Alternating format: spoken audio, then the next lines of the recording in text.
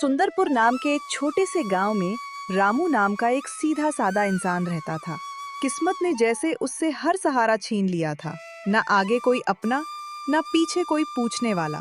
टूटी सी झोपड़ी और मेहनत से भरी सांसें ही उसकी पूंजी थीं। एक दिन घर में चूल्हा ठंडा पड़ा था। डिब्बे में आटे का एक दाना तक नहीं बचा था। भूख से बिलखते पेट को शांत करने के लिए रामू धीरे धीरे कदम बढ़ाता हुआ गांव की किराने की दुकान पर पहुंचता है। घनश्याम भैया, आधा किलो आटा दे दो, घर में कुछ भी नहीं बचा है। रामू, बुरा मत मानना, पर अब हालात मेरे भी ठीक नहीं हैं। तेरा उधार पहले ही काफी बढ़ चुका है। रोज रोज मैं और हिसाब नहीं जोड़ सकता।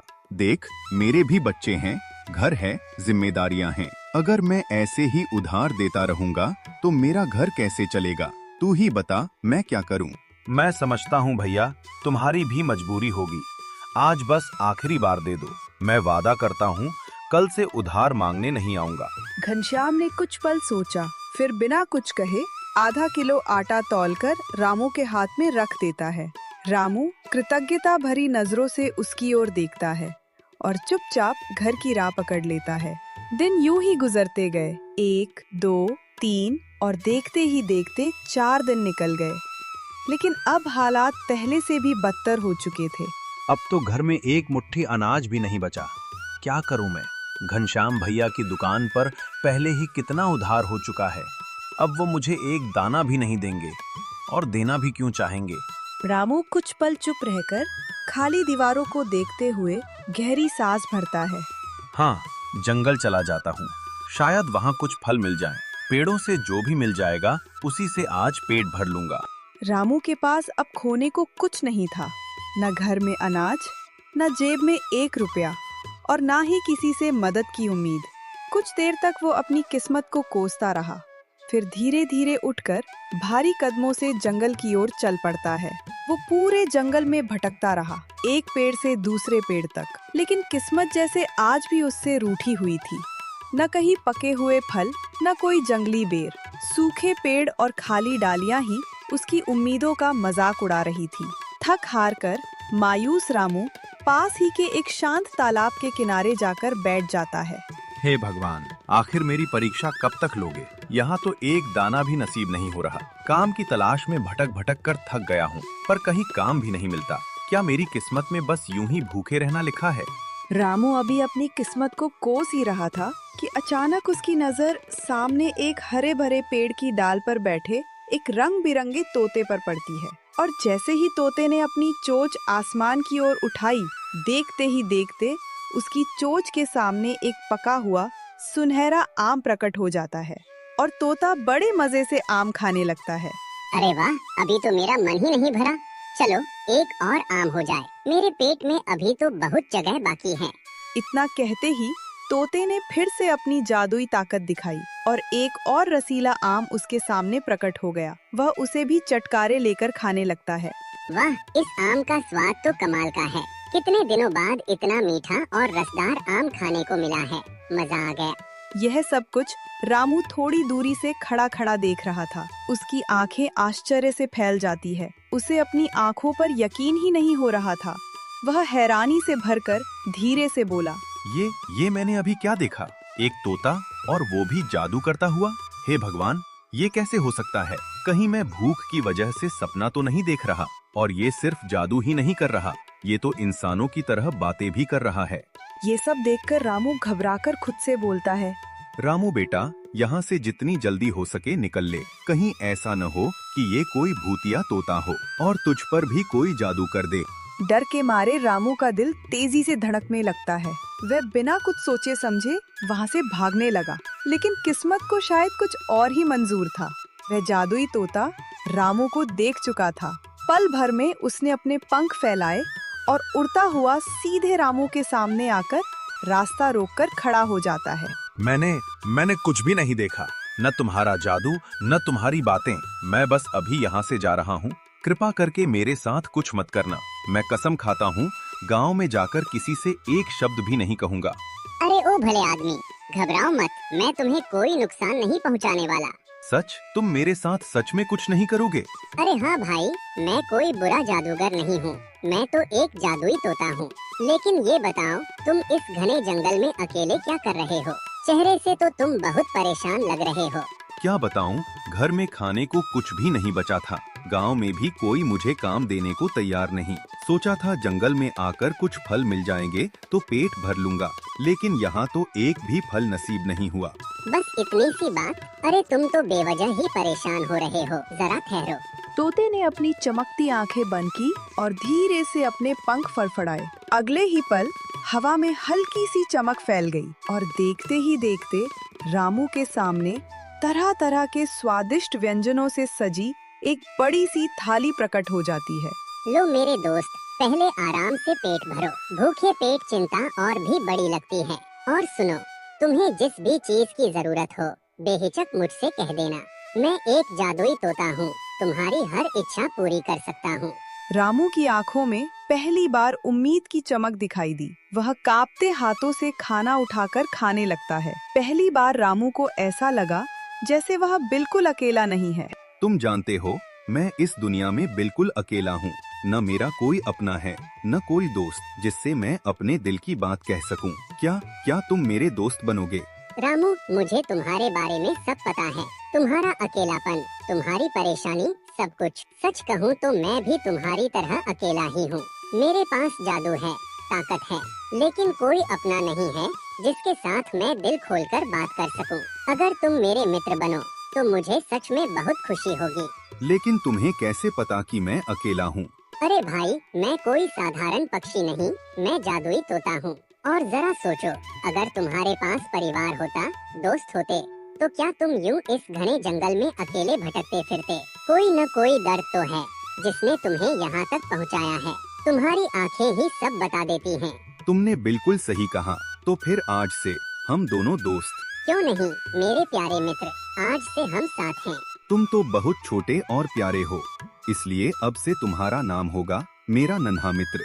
वाह, मुझे यह नाम बहुत पसंद आया। शुक्रिया मेरे दोस्त। कुछ देर बातें करने के बाद रामू ने प्यार से अपने नन्हे मित्र को हाथ पर बैठाया और अपने छोटे से घर की ओर चल पड़ा। टूटी हुई झोपड़ी, बिखरा हुआ सामान और कोने में पड़ा खाली अनाज का डिब्बा, यही थी रामू की दुनिया। मेरे नन्हे मित्र, तुम मुझे माफ कर देना। मेरे घर में तुम्हारे स्वागत के लिए कुछ भी नहीं है, न ठीक से खाना, न ही कोई खास इंतजाम। मैं अमीर आदमी नहीं हूँ और इस समय मेरे पास कोई काम भी नहीं है। अरे दोस्त, इतनी छोटी सी बात के लिए शर्मिंदा क्यों हो रहे हो? जहाँ सच्ची दोस्ती हो वहाँ कमी की कोई जगह नहीं होती। और रही खाने की बात, तो मेरे रहते तुम्हें किसी चीज की कमी नहीं होगी। क्या मतलब? अरे हाँ, तुम तो जादुई तोता हो, तुम तो अपनी ताकत से कुछ भी प्रकट कर सकते हो, है ना? बिल्कुल सही समझे मेरे दोस्त। अब बस तुम देखते जाओ। तोते ने अपने पंखों को हल्का सा फैलाया और देखते ही देखते वहाँ तरह तरह के पकवानों के ढेर लग जाते हैं। रामू यह सब देखकर दंग रह जाता है। वाह, तुम तो सच में कमाल के जादुई तोते हो। मैंने कभी सोचा भी नहीं था कि मेरे घर में इतना सारा खाना आ सकता है। आज तुम्हारी वजह से मैं पेट भरकर खाना खा पाऊंगा। दिल से धन्यवाद मेरे नन्हे मित्र। अरे धन्यवाद कैसा दोस्त, तुमने मुझे अपना नन्हा मित्र कहा है। एक सच्चे दोस्त का फर्ज होता है कि वह अपने मित्र का साथ दे। रामू ने वर्षों बाद इतना स्वादिष्ट भोजन खाया था। हर निवाले के साथ उसके चेहरे पर संतोष और खुशी साफ झलक रही थी। तो बताओ मेरे मित्र, खाना कैसा लगा? अरे, खाना तो इतना स्वादिष्ट था कि शब्द कम पड़ जाएं। और तुमने तो इतना सारा खाना दे दिया है, अगर मैं 4 दिन लगातार खाऊं तब भी शायद यह खत्म न हो। तो फिर चिंता किस बात की? तुम बस भरपेट खाते रहो। जब तक मैं तुम्हारे साथ हूँ तुम्हें किसी चीज की कमी नहीं होगी। उस दिन के बाद जैसे रामू की किस्मत ने करवट ही बदल ली। नन्हे मित्र के उसके जीवन में आते ही उसकी सूनी दुनिया में रौनक लौट आई। दिन बीतते गए और एक सुबह तो कमाल ही हो गया। तोते ने अपने जादू से रामू की टूटी फूटी झोपड़ी की जगह एक बड़ा, सुंदर और मजबूत घर खड़ा कर दिया। मेरे नन्हे दोस्त, मैं तुम्हारा ये एहसान जिंदगी भर नहीं भूल पाऊंगा। तुमने मेरी दुनिया ही बदल दी। दिल से बहुत बहुत धन्यवाद। अरे मेरे मित्र, यह तो बस शुरुआत है। अब तुम ऐसी ऐसी चीजें देखोगे जिनकी तुमने कभी कल्पना भी नहीं की होगी। तोते के शब्द खत्म होते ही घर के अंदर फिर से जादुई रोशनी फैल गई। देखते ही देखते कमरे नए नए सामानों से भर गए। रामू का साधारण घर अब किसी अमीर आदमी के घर जैसा दिखने लगा। वाह मेरे नन्हे दोस्त, ये सब तो मैंने सपने में भी नहीं सोचा था। तुम सच में अद्भुत हो। तुम्हारा जितना धन्यवाद करूं उतना कम है। अब रामू की जिंदगी में किसी चीज की कमी नहीं रह गई थी। घर में भरपूर खाना था, अलमारी में अच्छे कपड़े और चेहरे पर आत्मविश्वास की चमक। धीरे धीरे उसने एक छोटी सी दुकान भी खोल ली। जब भी दुकान में किसी सामान की कमी होती, उसका नन्हा मित्र चुपचाप अपने जादू से वह कमी पूरी कर देता। गांव वाले उसकी तरक्की देखकर हैरान रह जाते। जो लोग कभी उसे दया की नजर से देखते थे, अब वही उसकी सफलता की बातें करने लगे थे। रामू, अब समय आ गया है कि तुम एक और कदम आगे बढ़ो। तुम खेती के लिए एक बड़ी सी जमीन ले लो। अपनी मेहनत से उसे और आगे बढ़ाओ। बात तो तुम ठीक कह रहे हो।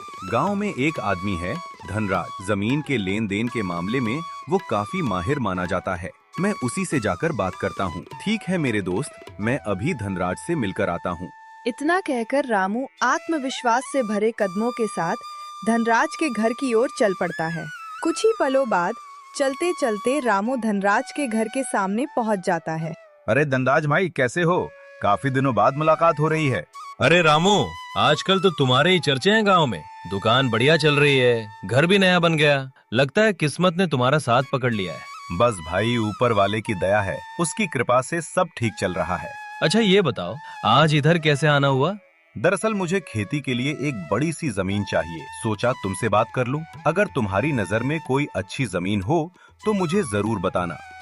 एक जमीन है माधव काका की। अब तो वो शहर में बस गए हैं और यहाँ की अपनी सारी जमीन बेचना चाहते हैं। लेकिन एक बात है, वो कीमत थोड़ी ज्यादा मांग रहे हैं। कीमत की चिंता मत करो। अगर जमीन अच्छी है तो मैं लेने को तैयार हूँ। तुम बस माधव काका से बात पक्की कर दो। ठीक है, जैसा तुम कहो, मैं काका से बात करता हूँ। इतना कहकर रामू आत्मविश्वास भरे कदमों से वहां से लौट जाता है। लेकिन उसके जाते ही धनराज के चेहरे की मुस्कान धीरे धीरे गायब हो गई। उसकी आंखों में अब हैरानी नहीं बल्कि जलन साफ झलक रही थी। आखिर इसके पास इतना पैसा आया कहाँ से? कल तक तो ये एक एक दाने के लिए तरसता था। जरूर कुछ न कुछ गड़बड़ है। लोग इसे उधार तक देने से कतराते थे और आज वही आदमी इतना बड़ा सेठ बन गया। नहीं, मुझे पता लगाना ही पड़ेगा कि इसके पीछे क्या राज है। धनराज के मन में जलन की आग धीरे धीरे भड़कने लगी। उसे रामू की तरक्की रास नहीं आ रही थी। कुछ ही दिनों में रामू ने माधव काका की जमीन भी खरीद ली। गांव में फिर से उसकी चर्चा होने लगी। लेकिन जहां एक तरफ लोग उसकी सफलता की सराहना कर रहे थे, वहीं दूसरी तरफ धनराज अंदर ही अंदर जल भुन रहा था। जरूर रामू कोई गलत काम कर रहा है, वरना इतनी जल्दी कोई इतना अमीर नहीं बन सकता। मैं सच्चाई का पता लगा कर रहूंगा और जिस दिन मुझे उसका राज मिल गया, उसे सबके सामने बेनकाब कर दूं। उस रात जब पूरा गांव गहरी नींद में सो चुका था, धनराज चुपचाप रामू के घर की तरफ बढ़ा और बिना आवाज किए अंदर झांकने लगा। अंदर रामू और उसका नन्हा मित्र आपस में बातें कर रहे थे। नन्हे मित्र, देखो आज तुम्हारे लिए खास तौर पर तुम्हारा पसंदीदा आम लाया हूँ। अरे वाह, ये तो सच में मेरा मनपसंद आम है। तुम्हें याद था? कैसे नहीं याद रहेगा। तुमने हमेशा मेरी हर इच्छा पूरी की है। मेरी जिंदगी बदल दी तुमने। अब मेरी बारी है। मुझे पता है मैं तुम्हारी तरह जादू नहीं कर सकता, लेकिन जितना मेरे बस में होगा मैं तुम्हारे लिए जरूर करूँगा। रामू, तुमने मुझे जो अपनापन दिया है वही मेरे लिए सबसे बड़ा तोहफा है। मुझे और कुछ नहीं चाहिए।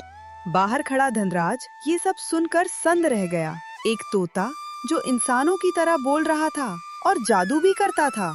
अब उसे समझ आ चुका था कि रामू की तरक्की का राज क्या है।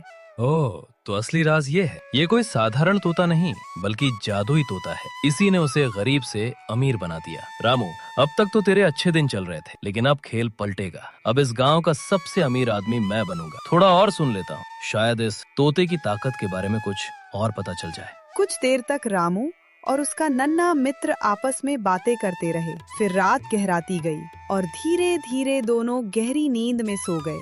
बाहर छिपा धनराज उसी मौके का इंतजार कर रहा था। बस यही सही समय है। अब इस तोते को अपने साथ ले चलता हूँ। धनराज दबे पांव अंदर गया।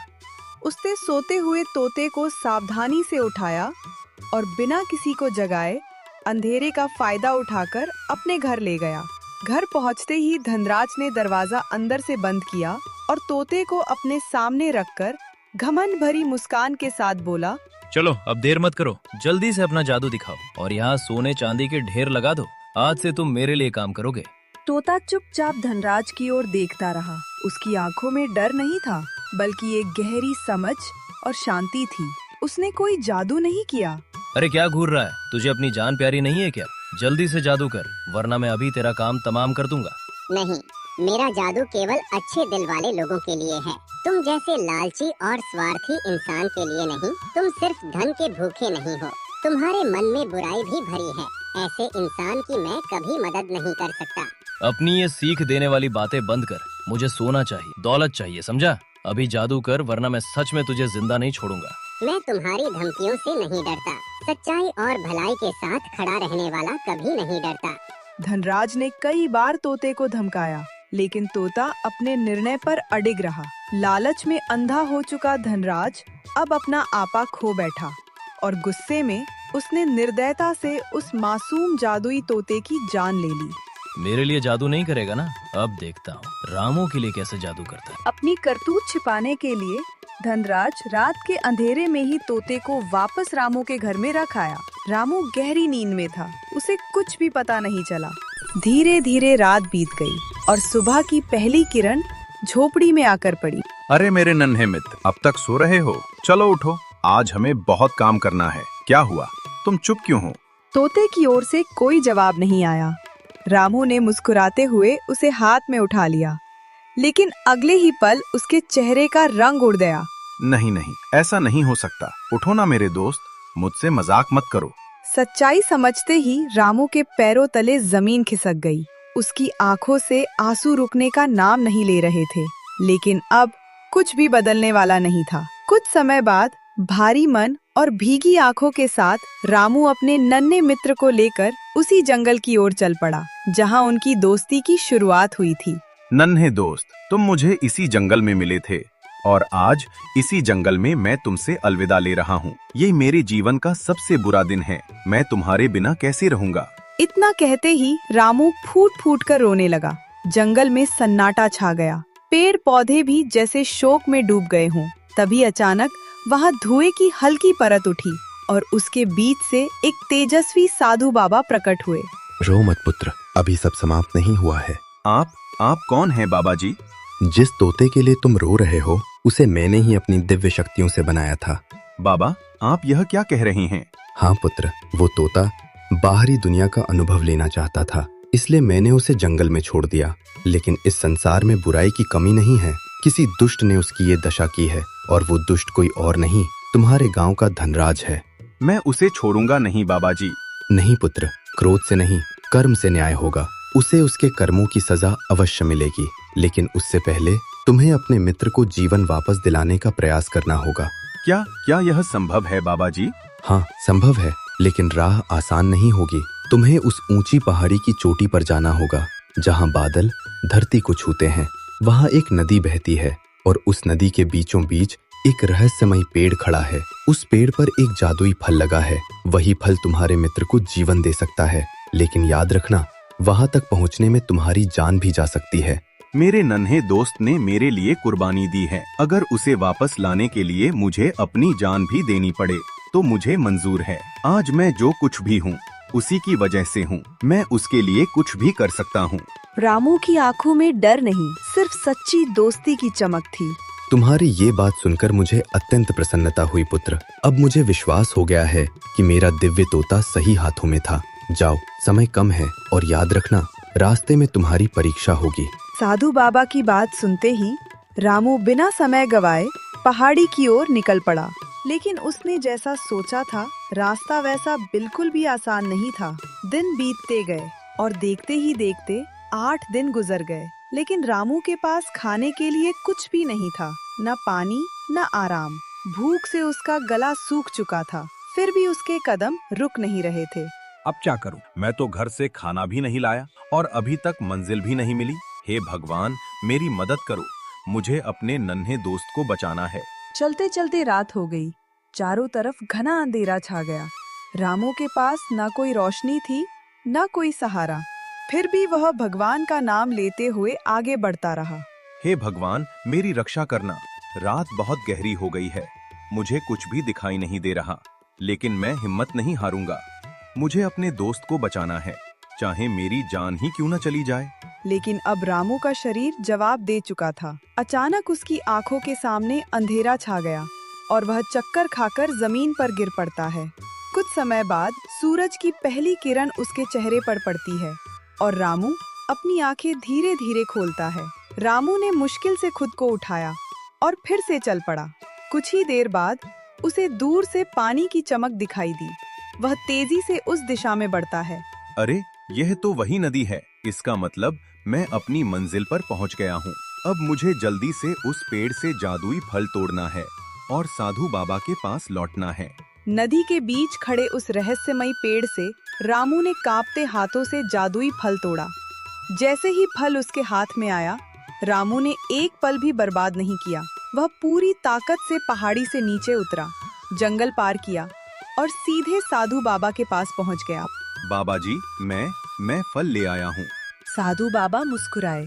उन्होंने अपनी आंखें बंद की और गूंजती हुई आवाज में मंत्र पढ़ना शुरू किया और बाबा ने वो जादुई फल तोते के सिर पर रख दिया। अचानक वो फल तेज प्रकाश में बदल गया और देखते ही देखते गायब हो गया। कुछ ही क्षणों में तोता फिर से जीवित हो जाता है। अरे रामू और बाबा, आपने मुझे बचा लिया। मेरे नन्हे दोस्त, तुम सच में ठीक हो गए। मैंने कहा था ना, मैं तुम्हें कुछ नहीं होने दूंगा।